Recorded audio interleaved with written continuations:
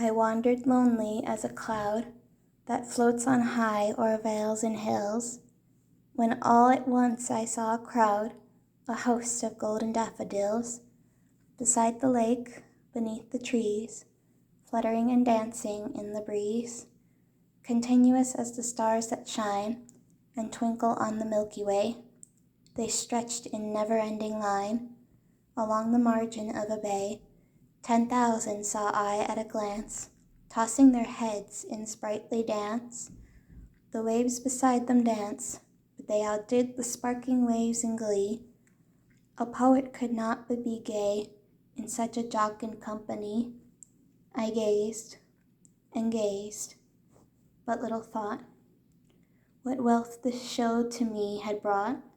For oft when on my couch I lie, in vacant or in pensive mood, they flash upon the inward eye, which is the bliss of solitude. And then my heart with pleasure fills, and dances with the daffodils.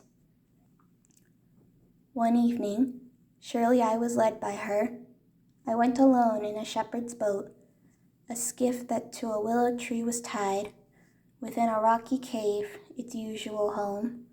'Twas by the shores of Patterdale, a vale, wherein I was a stranger, thither come, a schoolboy traveller at the holidays. Forth ramble from the village inn alone. No sooner had I sight of this small skiff, discovered thus by unexpected chance, then I unloosed her tether and embarked. The moon was up, the lake was shining clear. Among the Hurrah Mountains from the shore, I pushed and struck the oars and struck again. In Candace, and my little boat moved on, even like a man who walks with stately step. Though bent on speed, it was an act of stealth and troubled pleasure. Not without the voice of mountain echoes did my boat move on, leaving behind her still on either side small circles glittering idly in the moon, until they melted all into one track of sparkling light.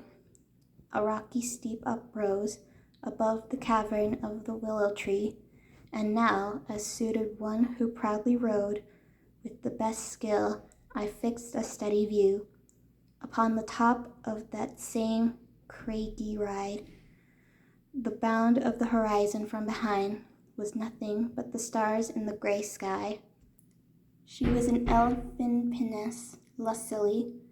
I dipped my oars into the silent lake, and as I rose upon the stroke, my boat went heaving through the water like a swan, when from behind the craggy steep, till then, the bound of the horizon, a huge cliff, as if with voluntary power instinct, upreared its head.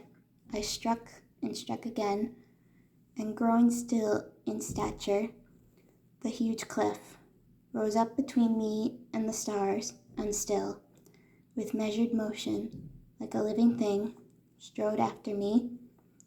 With trembling hands I turned, and through the silent water stole my way back to the cavern of the willow tree.